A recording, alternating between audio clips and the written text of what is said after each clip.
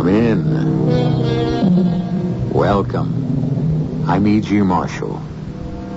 I am neither judge nor jury, but I can state categorically, as a purveyor of tales and histories, that no one is all evil, or to the contrary, all good. We are the sum of what all our attributes add up to, and we can only be judged by our peers, or if that seems too literate, by the people who have to live with us, or whose lives may depend on us. That is the substance of the story of Harry Taylor. Yes? Yes, of course. Send him in. Come in, Harry. Thank you, Warden. It isn't the first time you've been in this office. No, sir. And with due respect, I hope it's the last. So do I. Harry, I'm not a judge. You were sent to this penitentiary through the due process of law for killing your wife. You've done your time and are now being released on parole. Harry, you've been a model prisoner. I wanted to say goodbye personally. Thank you. And I hope it is goodbye. I won't harp on the past, but for 25 years, society shut me up for something I didn't do. I just hope to God, and I mean this from the heart, Warden, that I'm never tempted to get even.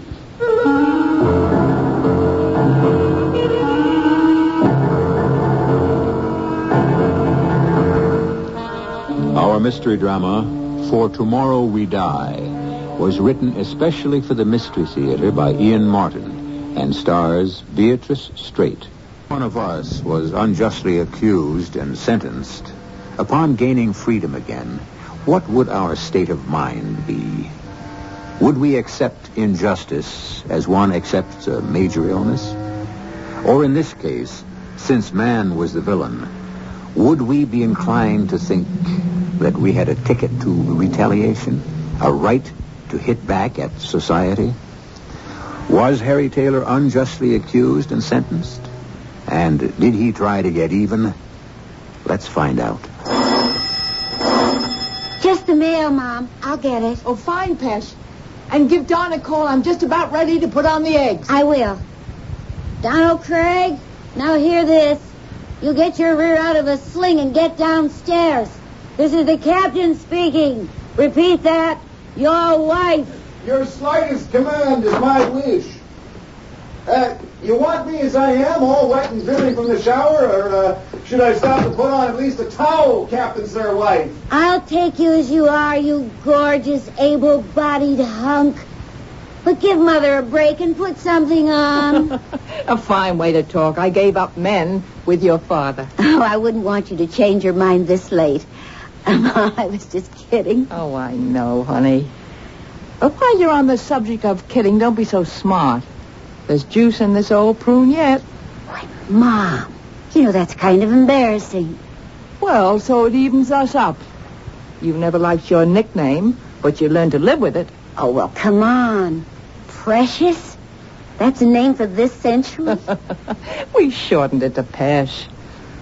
You'd rather go with your grandmother's name, Gertrude? Oh, no. I'll take Pesh and climb out easy. Here's the mail. Oh, big thrill. Amanda's boutique has a sale. The Fortune supermarket is reducing all the stringy meat they couldn't sell last month. The oil company's sending a bill you wouldn't believe it. Wait a moment. I hit the jackpot. What? A real honest-to-God person letter. Oh, from who? A writing I don't recognize. A New York address. The Waldorf Plaza Towers. And... What is it? I don't believe it. Well, I just don't believe it. Mom, don't believe what? Harry Taylor. Well, it couldn't be the same Harry Taylor, could it? I don't know, Mom. Who is Harry Taylor? Well, if I hadn't married your father, he could just as soon have been your father. What? Harry Taylor. Oh, All the years. You go get your husband out of the shower. I'll hold breakfast and let me read this letter to myself.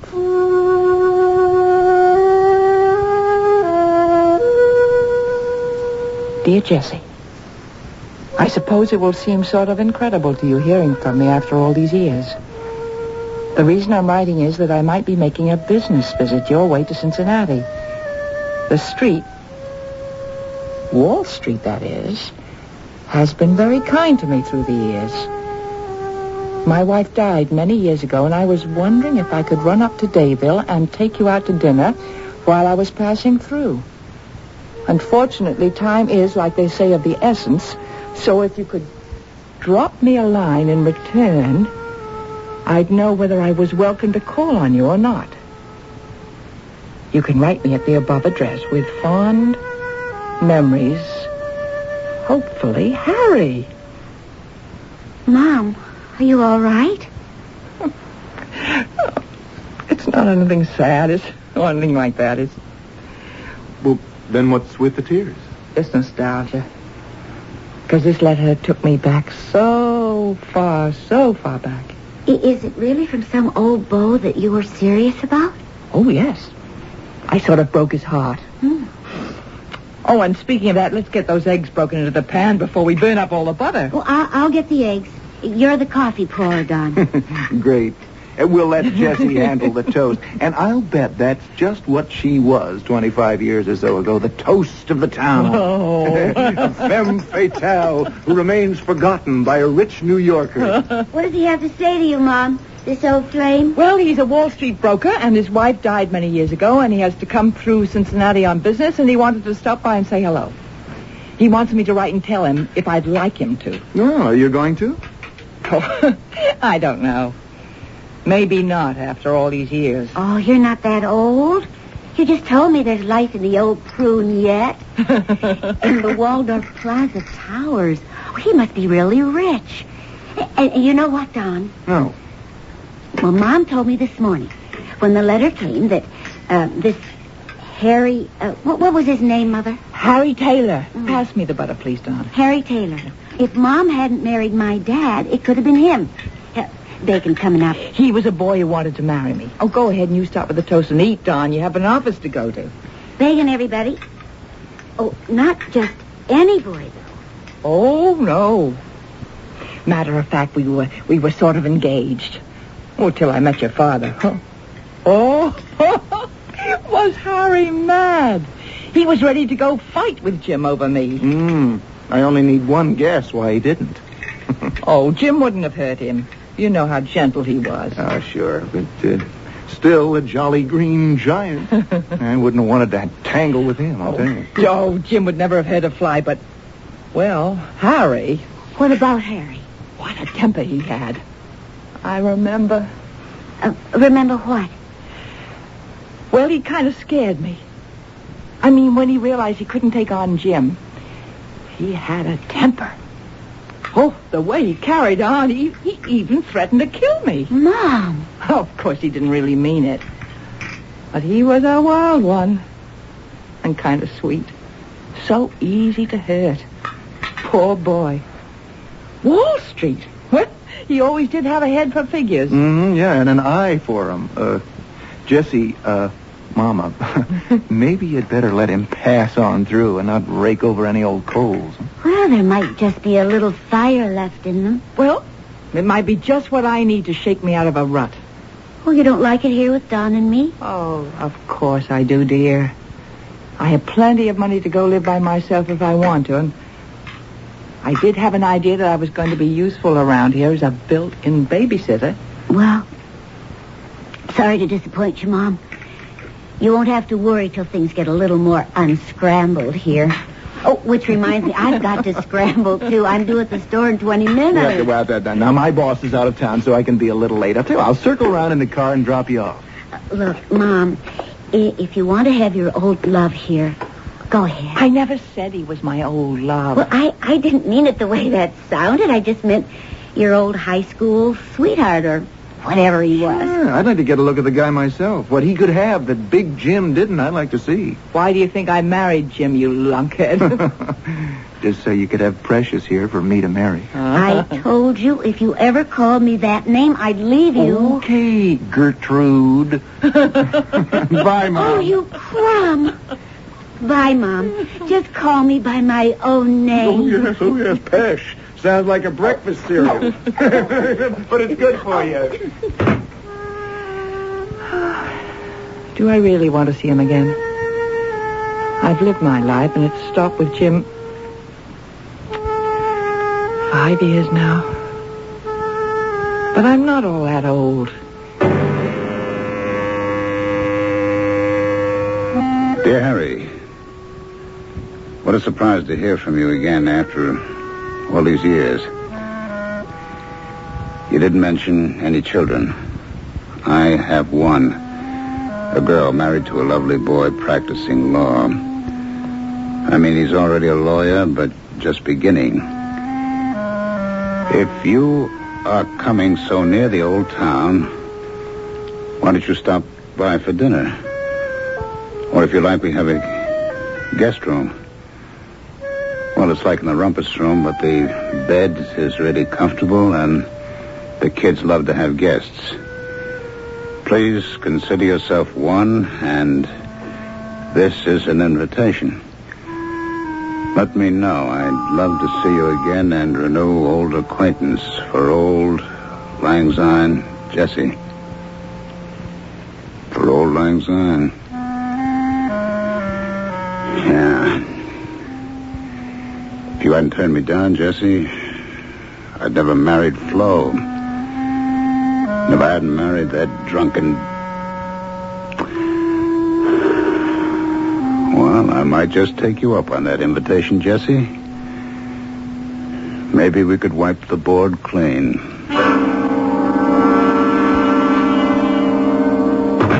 Hi, Jess. Where's my frau? In the kitchen. Oh, boy. Long day. How was yours? How different can they be, Don? Tuesdays and Thursdays, the hospital service. Friday, bingo. Sunday after service, the women's auxiliary group, coffee and cookies, courtesy of the membership. The other days passed by without much interruption. Except... Yes? That's Harry Taylor. You know, my old boyfriend. Oh, yeah. I wrote him and said I'd be glad to see him, and I even said he could stay overnight in the rumpus room if he needed a place. I hope you don't mind. Don't mind? Why would I mind, Jess? This is your house. Oh, don't be silly. Sure, it's in my name because that's the way Jim left it, but you know everything I've got is yours and precious. I'm just living out my 70 and trying to keep out of your way. Hey, is that you, muscle man? Here I come, isolating my stomach muscles. Well, you better start isolating them. You're getting a touch flabby. Don't feed me so good. Hey, I hear we may have a visitor. Who? Your mom's old boyfriend. Well, why not? Do you mind? Oh, not me. I just wonder what kind of old fogey he is. Well, whatever he is, how much can he mean in our lives? If Mom wants a nice sentimental moment of nostalgia... Yeah, she is entitled. I just hope he won't be a bomb. Please define that. I mean a splat. Yeah, a nothing. A big bore. What did you have in mind? Well, I don't know. Maybe I'm just a female animal with funny vibes. I just have a silly hunch it would have been better if he'd never raised his head out of the past. But, like you say, it's Mom's house, and she's entitled to her own guests, no matter how far they climb out of the past. Oh, I just hope he won't be a specter at the feast.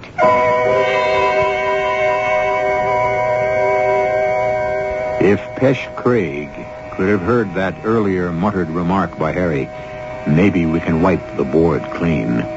Or if she had known that he was a man who spent nearly half his life in jail for killing a woman, she might have paid more attention to those vibes of hers. But she didn't really take them seriously, nor did her husband Don until later. Or perhaps too late. I'll return in a moment with Act 2.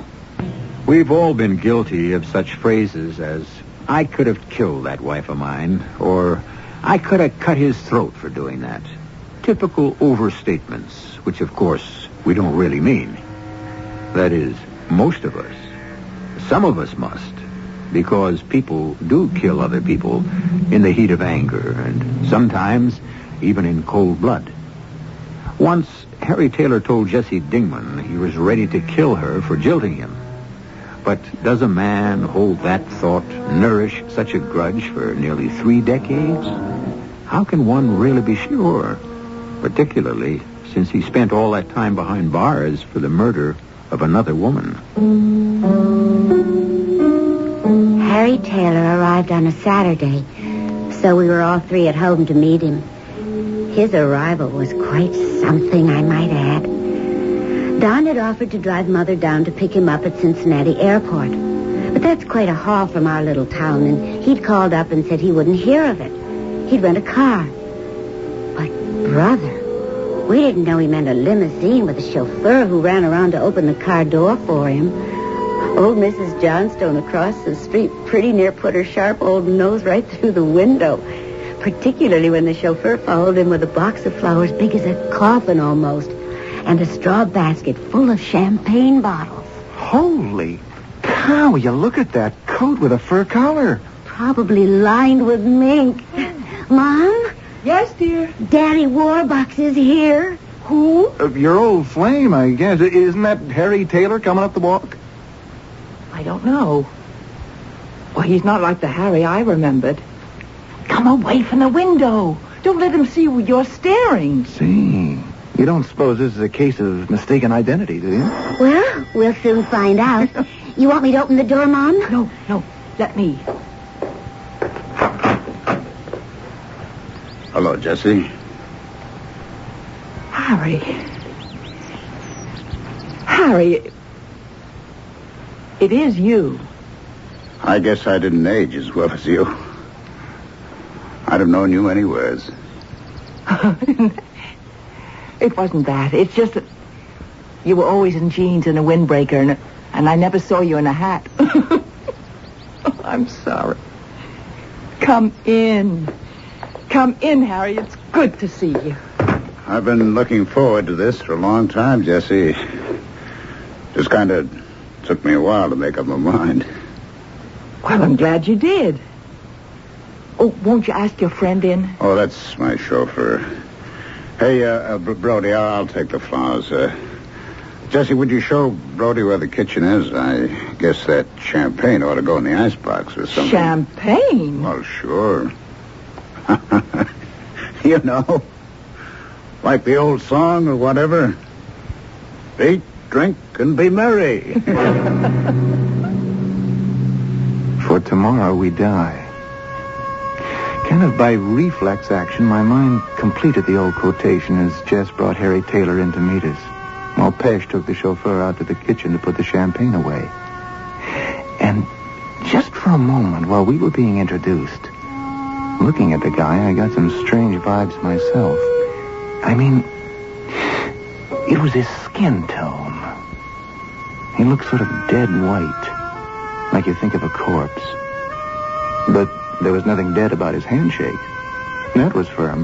Matter of fact, since I wasn't expecting it, he almost cracked my knuckles. I'm pleased to meet you, son. You sure got good taste in mother-in-laws.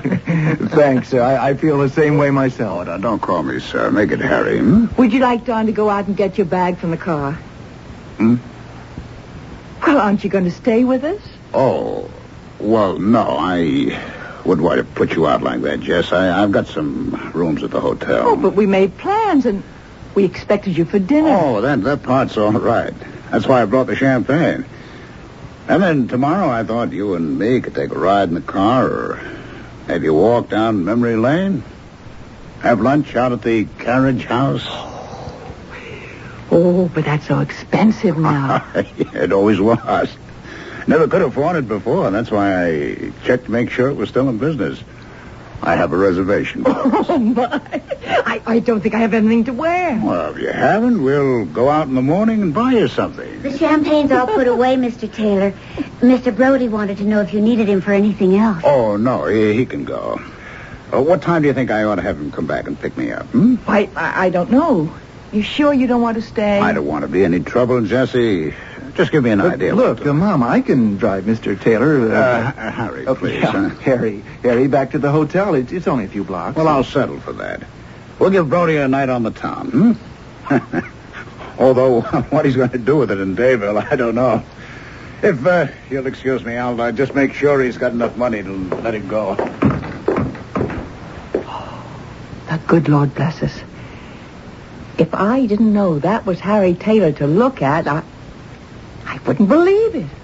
He is a bit overwhelming. I mean, well, I guess it comes from being rich. And he's real nice, don't you think, Don? Yeah. He sure is trying to stir things up around here. I don't know if it's good or bad. Well, what do you mean? No? It's sort of up to Jess. You may have a kind of hot potato to handle, Mom. Maybe you better watch your step. With Harry Taylor? Oh, don't be silly. Anytime I can't handle Harry Taylor.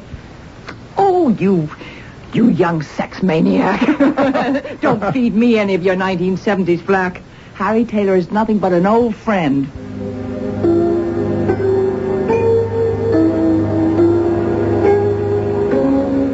It was a lovely evening. I cooked the dinner, but Don and Pesh served it. And by the time dessert came along, lemon meringue pie that I remember was Harry's favorite. It was almost like Jim was alive again. The room was full of fun and love. Oh, that pie, Jess. Just like old times. Say, what firm are you with, Mr. Harry? Firm? Yeah, aren't you a broker? I mean, on Wall Street? Oh, I was, but I sold out. Well, kind of a bad time. Well, not if you know the tricks of the trade. Yeah, I guess you were smart enough to anticipate the bull market and sell short. Yeah, that's the notion, but, if you don't mind, I don't want to talk business. I've got to admit I'm a little tired after the trip from New York. I think maybe I should get back to the hotel early and plan to be rested for a big day tomorrow.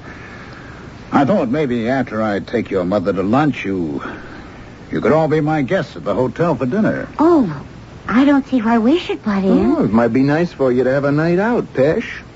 They do have dancing. Oh, well, yes, that would be nice if we don't make it too late.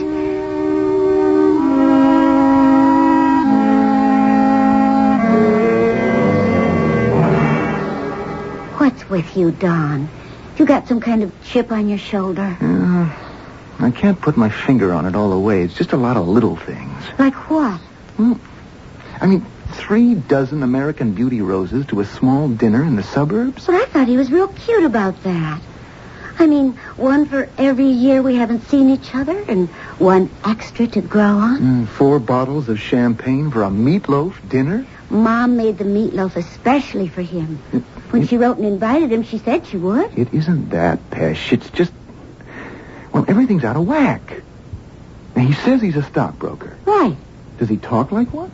Well, I don't know. I never went to one. How does a stockbroker talk? In his hands. You get a good look at him? I suppose so. But what if his... Those aren't the hands of a guy who sits behind a desk all day. Those are working man's hands. I mean, they're rough and calloused. Baby, your nice old Harry Taylor is a phony. But he can't be. He couldn't fool Mom about who he is. She remembers him. No, I don't mean about who he is. I mean about what he does. Or has been doing. He's no stockbroker. How could you tell? Because you don't sell short in a bull market. I don't even know what that means. The important thing is neither does Mr. Harry Taylor. That was obvious when I asked him that question at dinner. Don, maybe he wasn't paying any attention. He only had eyes for Mom. I don't think he heard half the things we said. And that's why I don't think we should go out to dinner with him tomorrow night. Look, I asked him a couple of other questions while I was driving him to the hotel. Honey, I've got this gut feeling he's up to something. And I don't want to take any chances on anything happening to Jess. Oh, Don, now what are you talking about? I think he's putting on some kind of an act. Oh, honey. Yeah, now, look, the limousine, the roses, champagne, money splattered around like it was going out of style. You know, Your dad left your mom pretty comfortably off. And if this should be some kind of sharper who's looking for a lonely widow to keep him comfort for the rest of his life... Brother, you've been spending too much time around the courthouse. Well, at least I'm glad you didn't come out with what I thought you were going to say. What? Well, the way you're acting, you're just kinky enough to come up with some crazy notion that he's fattening the victim for the kill. Now, what are you talking about? I mean, what Mom said about 35 years ago when she picked Dad instead of Harry Taylor.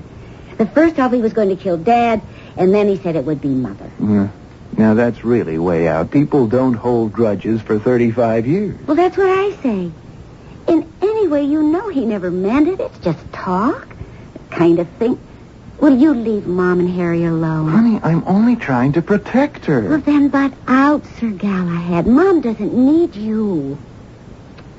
Oh, honey. Did you look at her face tonight when Harry and she were talking old times? Oh, it was lit up like with 100 candles.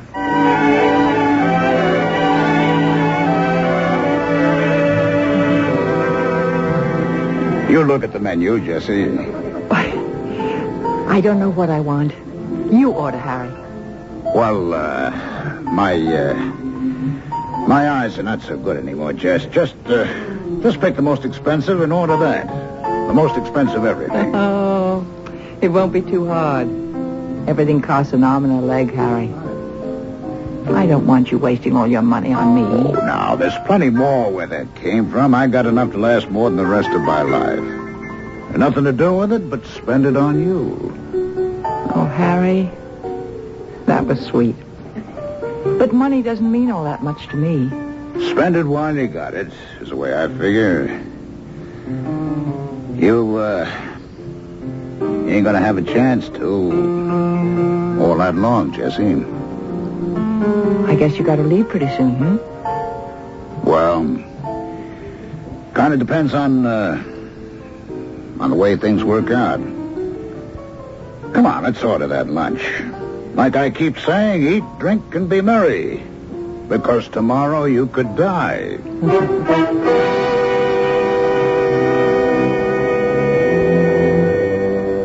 And still the ambivalence remains. Is Harry Taylor the friendly man he seems to be, renewing a fond and old acquaintance? A wealthy and lonely man who recently struck it rich? Or are Don's suspicions warranted? I'll be back shortly with Act 3. One thing you may have noticed about Harry is that he tends to harp on the subject of death. Eat, drink, and be merry. That first time he did not complete the saying. The second time, in completing it to Jesse, he said, "For tomorrow you die." Was that just a misquote, a misuse of the pronoun?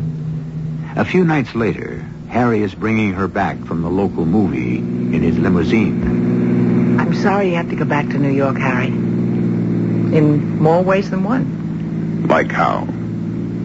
Well, I've been wined and dined and entertained and fussed over and spoiled, I guess, more than in my whole life. But it isn't the money. It's been good to see you again. I'm glad you had business out this way. Sort of unfinished business. I could maybe stay a little longer. Oh, but I wouldn't want to put you out. I'll miss you, of course, but... You really mean that? Well, I have my life here, my little activities, and someday I guess the kids will get old-fashioned enough to provide me with a little grandson or granddaughter, but it's been nice to have a beau again. I do get lonely. All of us do at our age, I guess. Look, Jesse, I've got an idea. I do have to get back on to New York for a reason, but I got a great idea. Why don't you come with me? What? Oh, no. You know what I mean. I don't mean anything wrong. We'll get you a room of your own at the hotel, but New York's where it's at. I mean, we've done Dayville. I took you near everywhere in Cincinnati. But in New York, we got the nightclubs, the musicals, the places to eat, and everything like that. Why don't you come back with me, Jessie? I've never been to New York. I've never been much of anywhere, I guess, but imagine Park Avenue, Fifth Avenue. With all the big stores. And Rockefeller Center and all the museums and Lincoln Center. And the Statue of Liberty and Staten Island Ferry. Come on, Jessie. Say you'll go, huh? Oh, you are tempting me, Harry Taylor. You are tempting me. Well, but if I did, it would only be on one condition. What's that? That I pay my own way. Oh, no, come on, I Jessie. can afford it. Please say yes. Well, I'll talk it over with Pesh first, but... Oh, it would be fun to have one fling, since it probably will be my last one.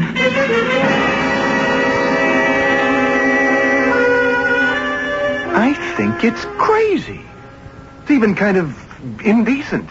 What's indecent about it? I mean, at their age, it isn't exactly like they're... brother, listen to the voice of the establishment talking. Is that what I married? No, it isn't even that. Oh, honey, I wouldn't worry. My mom may be right with it, but she isn't that far out. And even if she Now, is... Look. You know what's worrying me? This guy. I'd like to check him out first. How? Don't tell me private citizens have now got a pipeline to the FBI and the CIA. Oh, stop being such a poop. And if my mother wants to kick up her heels a little, you just get your nose out of the way.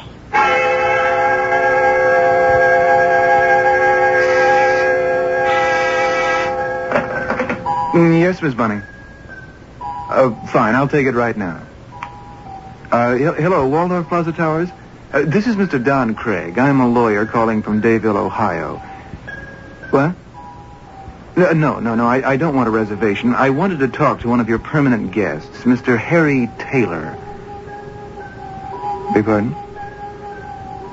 Oh, I see. Well, he might possibly have checked out about a week ago. Would it be possible...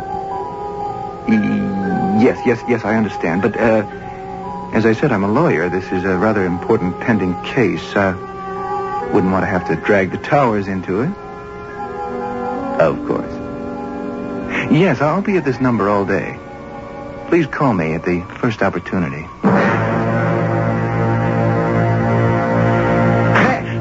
Pesh! You here? Mom, Jess? For heaven's sakes, Wildman, what is it? Where's Mom? Jess, she didn't leave yet? Yes, they took an earlier plane. I tried to reach you at the office, but you were on the phone. You mean they've left for New York? Well, they should be there by this time. But that's... Okay.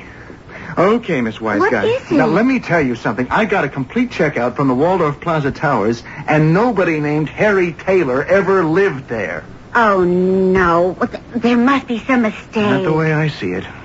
Pesh, I'm scared. Look, was Harry here before they left? Yes, he brought some champagne, and we all had a glass and wished you were here. Yeah. Did you wash those glasses yet?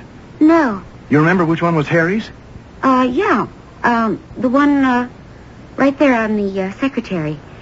He said he was the only one who finished his. Mom and I were too excited to take more than a sip. Yeah, fine. At least we have one lead. Now, what are you doing? Wrapping this carefully in my handkerchief, taking it down to police headquarters. Police headquarters? That's right. I've got friends down there. We can lift the prints off this glass, check them out. What? I've got a real sick feeling in the pit of my stomach. I just woke up to why Harry looked as if he might have been sick. What do you mean? That white fish belly color is what you get in a security prison. I got some awful feeling that Harry Taylor is an ex-con. What? Yeah. And a long-termer at that.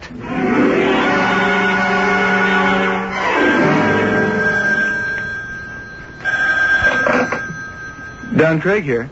Mr. Craig, this is Pete Lasher down at headquarters. Oh, hi, Lieutenant. Good to hear from you. Sorry, it took a little time to get back to you. Uh-huh. You find anything? Yeah. We got a make for you on those prints you handed us. Right out of Central File. Harold Alpha Leslie Taylor. Booked for murder of his wife, April 45. Tried and sentenced for first-degree murder of his wife, Florence Taylor, née Hayward. Sentenced life and committed to security prisons till the year 1971. Released on parole September of that year. No further violations. Good Lord. How did he murder her? Drowned her in the bathtub. And the motive?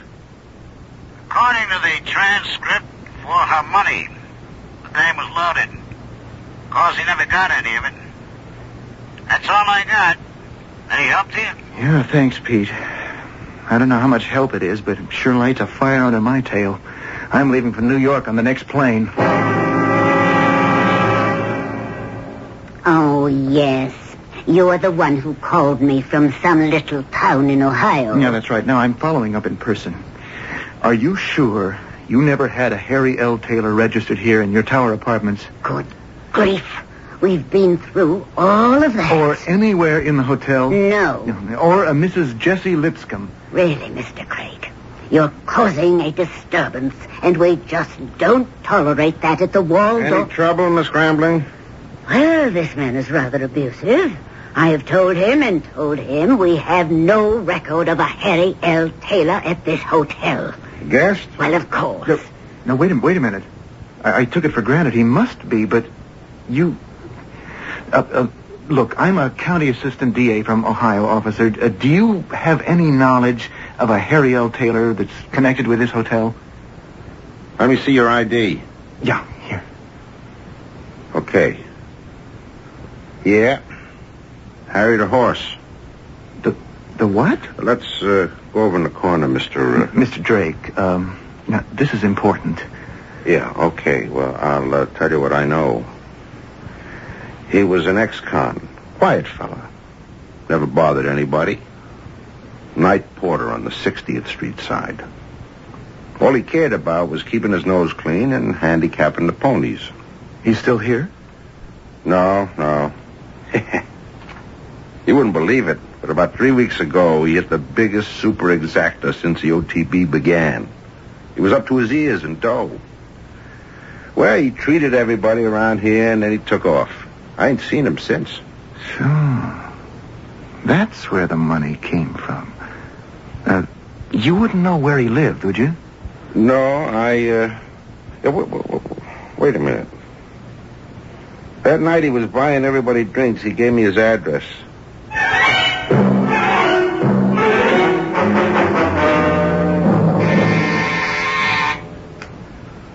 Who is it? This is Don. Jessie, is that you? Don? What are you doing in New York? Wait a minute, I'll buzz the door for you. Come on up.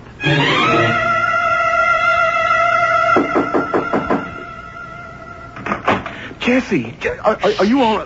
Just come in quietly. Oh, you don't know what Pesh and me have been through. It works at both ends. Just relax. There's nothing wrong.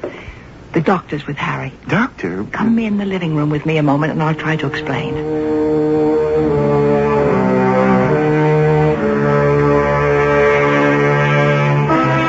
So, that's why I came hightailing to New York. Oh, you're a sweet boy, and I love you. But just let me tell you, it's all right, everything you learned. And I can't prove anything except I believe what Harry finally told me. By the time we got here to New York, he was nearly blind, and his sense of balance was gone. Well, that hasn't anything to do with the past. Flo, his first wife, committed suicide or drowned while she was drunk. She was an alcoholic. So the family didn't want Harry to get her money, and they had a lot of pull, so they pushed homicide against Harry. The poor guy had no one to protect him. So he was put away all those years. But the law, you... Oh, the law is a wonderful thing if you can get it on your side. Harry, poor dear Harry, is one of life's losers. He just can't win anything. He lost me, for what that's worth, and he lost his freedom for 25 years. And a short while after he came out, he lost his health. How do you mean? This is my son, Dr. Hirschfeld. I should say my son-in-law. Could you explain to him about Harry? Oh, yes, of course. Mr. Taylor has one of the rarest diseases in the world. Actually, there are only half a dozen recorded cases. The Creutzfeldt-Jakob disease. It's a sudden and virulent disintegration of the nerve elements. It's irreversible, and it is implacably lethal in an incredibly short time. 3 months is the best prognosis. It can start with blindness. Mr. Taylor is almost blind now. Just a matter of time. And that time is already well extended. Mrs. Lipscomb has offered to attend him with whatever other help is needed. She's a wonderful woman. And that's all I can tell you. You must excuse me now. Unfortunately, life goes on. Or doesn't. There are other patients waiting for me. Thanks, Doctor. I'll be here when you need me. I wish there were more like you. Bye. I can take care of myself, Don. Yes. Yes, I should have realized that. No. Oh, no, I'm glad you're here. And you can go back and reassure Pesh. And as long as Harry lasts, I can do the same for him. Incidentally, I should tell you that I married him. You did? At his request. Oh, and it did give him a little lift. Maybe just an extra lease on life after losing so much of it. And he's still quite active and full of fun. So maybe we still have a little chance to eat, drink, and be merry. And not to finish that quote till it finishes itself. Oh, you're a good boy, Don. I'm glad you married my daughter.